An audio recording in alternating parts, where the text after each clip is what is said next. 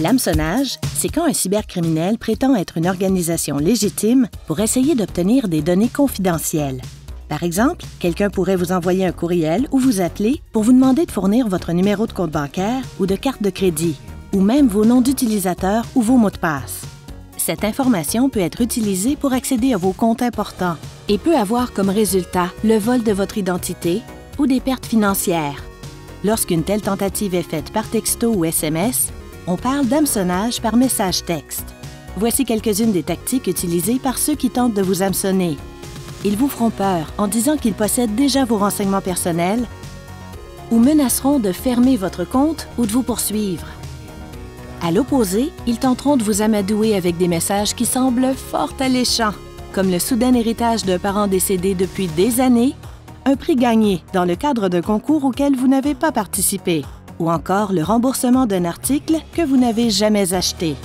Qu'ils tentent de vous faire peur ou de vous amadouer, ils essaieront de vous convaincre que la situation exige une réponse rapide. Ils espèrent ainsi que vous réagirez sans vraiment prendre le temps d'y réfléchir. Quelle que soit la tactique utilisée, voici quelques façons de savoir si vous êtes véritablement victime d'une tentative d'hameçonnage.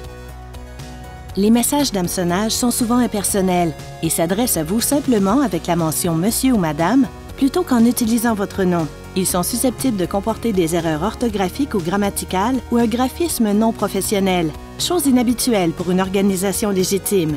Ces messages proviennent souvent d'un nom de domaine qui n'a rien à voir avec l'organisation dont ils se réclament. Il faut donc vérifier et contre-vérifier l'adresse de l'expéditeur en passant le curseur au-dessus de l'adresse. Malheureusement, l'hameçonnage par message texte est plus difficile à reconnaître. La meilleure façon de déterminer si un message texte est frauduleux est de vous demander si l'organisation en question communiquerait avec vous pour vous demander de prendre immédiatement des mesures. Dans la plupart des cas, la réponse est non.